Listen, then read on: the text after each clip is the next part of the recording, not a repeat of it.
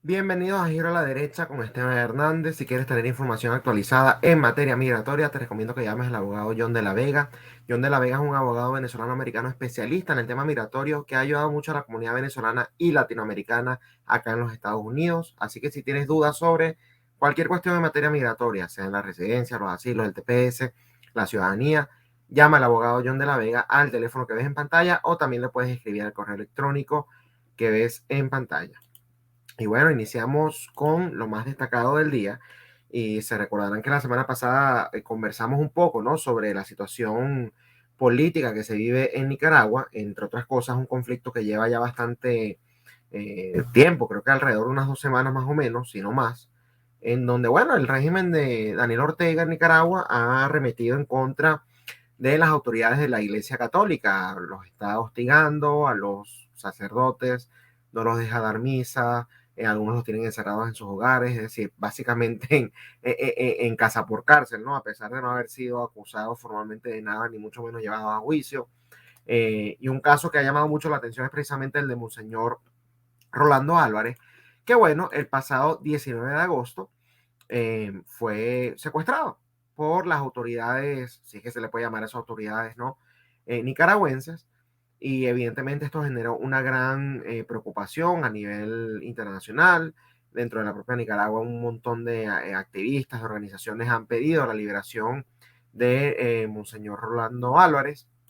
En redes sociales, evidentemente, fue un tema que se hizo viral al mismo tiempo, pero parte de lo que se criticó, por cierto, aparentemente dicen algunos medios por allí, realmente no lo he podido corroborar en unas fuentes más creíbles, según algunos medios ya fue liberado, según la mayoría de los medios no lo he visto aún, así que no sabría decir, pero bueno, era lo que tenía que agregar. Sin embargo, alguien que ha brillado por su ausencia en todo esto, y de hecho lo criticamos la semana pasada, es precisamente el Papa Francisco. Creo que para nadie es un secreto, bueno, la afinidad ideológica de este individuo. Y a pesar de que están atacando es a la gente que él supuestamente, o que él está mandado a liderar, ¿no?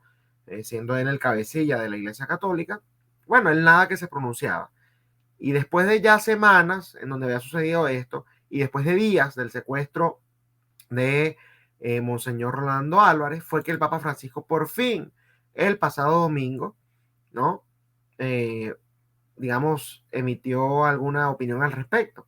Y acá está, bueno, el Papa se pronuncia con preocupación por la detención de obispos en Nicaragua.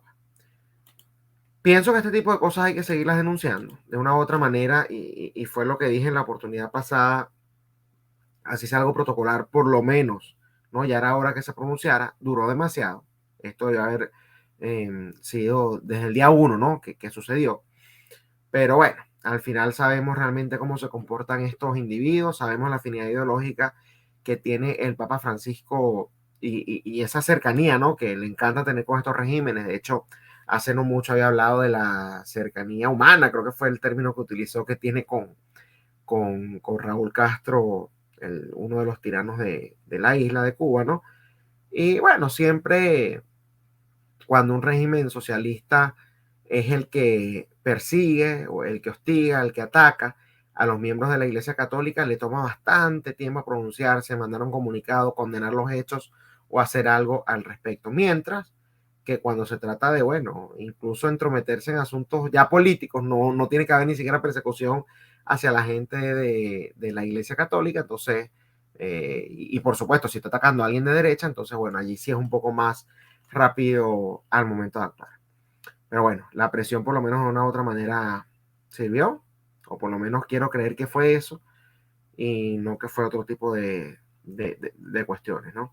Como todos los días también tenemos las payasadas políticas. Ustedes saben que algunas de las banderas que se ha agarrado la izquierda, que pueden ser nobles, si la ves desde un punto de vista superficial, las terminan ellos mismos ridiculizando. una de ellas, que yo creo que es la de las que ha creado, bueno, personajes bastante preocupantes, ¿no? Como Greta Thunberg, es precisamente el asunto del ambientalismo, de la ecología, de cuidar el ambiente, ¿no?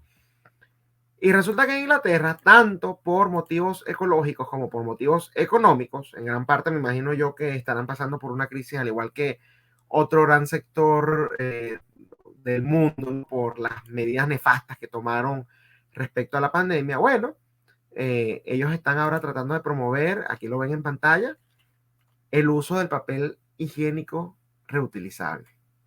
Una de las cosas más antihigiénicas, o sea, y asquerosas, ya lo que es un periodo que ya debimos haber superado hace mucho.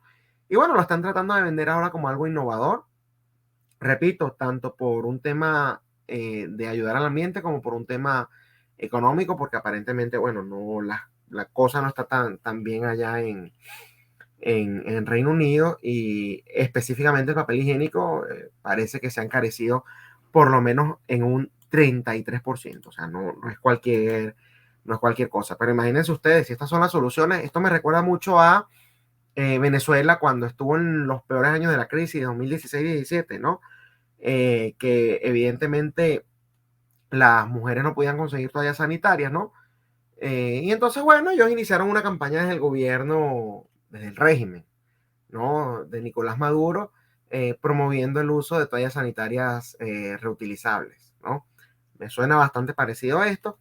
De una u otra manera no nos sorprende, porque si hay algo que son muy buenos haciendo los gobiernos a nivel general, independientemente incluso de ideologías, es crear problemas y después dar soluciones estúpidas a los problemas que ellos mismos crearon. Lamentablemente parece que de esta manera es de la que operan, ¿no? Estas estructuras. Lamentable. Y lamentable además que, bueno, los países del primer mundo no sean exentos, ¿no?, a esta regla. Y bueno, como todos los miércoles también tenemos el segmento Bajo la Lupa.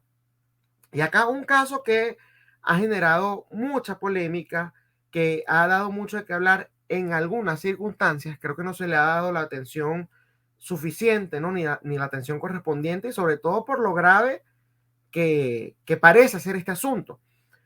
Ustedes saben que los políticos, bueno, tienen acceso a información que la ciudad, que la ciudadanía común no tiene. Y cuando esta información se utiliza para lograr enriquecerse a nivel personal, evidentemente genera, bueno, un debate bastante importante. En la mayoría de los países es algo ilícito, pero el gran problema, a pesar de que es ilícito, es que, bueno, ¿cómo tú demuestras que realmente la persona lo hizo por tener información a la mano y no porque sencillamente por tener información extra a la mano, quise decir, y no porque sencillamente fue alguien que se arriesgó y tuvo suerte o que analizó el mercado o qué sé yo? ¿Qué sucede? Y me voy a venir acá a los Estados Unidos específicamente. Eh, Se han visto varios casos en donde congresistas, sobre todo, que son, bueno, los que evidentemente pasan las leyes, ¿no? Compran acciones de empresas o venden acciones de empresas que, cuando después de pasar algún tipo de legislación, ¿no? Las compran antes. Y después de pasar algún tipo de legislación, bueno, sucede lo que cualquier inversionista quisiera que suceda. Por ejemplo, yo soy congresista, compro las acciones de tal empresa, qué sé yo, la Apple, por ejemplo, y resulta que dos semanas después o un mes después de que yo compre esas acciones, en el Congreso se va a llevar a cabo una discusión sobre, no sé, implementar algún tipo de subsidio a las empresas tecnológicas, que eso puede hacer que de una u otra manera estas acciones crezcan. Evidentemente, si yo tenía esa información antes, no de antemano, antes de yo comprar las acciones, bueno, se puede hablar de que estoy abusando, por así decirlo, del sistema, ¿no? De una especie de corrupción incluso. O el caso contrario, bueno, si las vendo y es que resulta que en el Congreso se va a pasar alguna regulación que haga que las acciones de Apple caigan, ¿no? Entonces, justamente, o sea, vendí en el sector más alto, en el punto más alto, o compré en un punto bajo, y en base a la información que yo tenía privilegiada, entonces me pude beneficiar económicamente. Hay un caso acá que ha causado mucho revuelo y que ha sido cubierto, ¿no?, en medios de comunicación, y es precisamente el caso del esposo de la presidente, ¿no?, de la Cámara Baja del Congreso, Nancy Pelosi, que se llama Paul Pelosi, ¿no? Porque en varias oportunidades, si bien no lo ha hecho ella directamente, a este señor se le ha visto que compra y vende acciones, ¿no? Em, de una manera muy profesional y en muchas oportunidades este impulso, ¿no?, a los precios de las acciones o incluso el caso contrario, se debe a leyes o a proyectos o a decisiones que se toman en el poder legislativo, de donde, repito, su esposa es en estos momentos la presidente de esa institución. Entonces, bueno, por eso se coloca bajo la lupa, porque esto es algo que creo que si lo hace una persona quizás no tan poderosa, que tenga información precisamente privilegiada, se puede meter en algún problema. Y es mucha coincidencia que este individuo, bueno, lo haya hecho en varias oportunidades, no es una sola. Si quieren profundizar en eso, bueno, pueden hacer su investigación correspondiente. Allí yo les coloqué sencillamente una parte superficial de este asunto, pero que de una u otra manera yo pienso que nos tiene que prender las alarmas, porque si hay algo en lo que yo no confío, y espero que ustedes tampoco, es en los políticos. Les recuerdo a nuestra audiencia que si quieren estar informados, la mejor manera de hacerlo es suscribiéndose a nuestro canal de Telegram Contrapoder News. Se bajan la aplicación de Telegram, colocan en la barra de búsqueda Contrapoder News, acá tienen cómo se escribe, le dan clic al canal, clic a suscribirse y a partir de ese momento comienza a recibir las noticias con un mensaje directo para que esté siempre informado. También los invito a que nos sigan en nuestra cuenta de Twitter, @contrapoder30, en la de Instagram, @contrapoder3.0 y por supuesto, que se suscriban acá al canal de YouTube, que también activen la campanita, las notificaciones, para que cada vez que montemos contenido nuevo, bueno, usted sea el primero en informarse y de esta manera pueda precisamente estar informado, que es lo más importante en esta, o una de las cosas más importantes en esta batalla contra la izquierda. Esto ha sido todo por hoy en Giro a la Derecha, pero nos vemos nuevamente mañana por esta misma plataforma que es Contrapoder 3.0, el canal de la derecha en YouTube.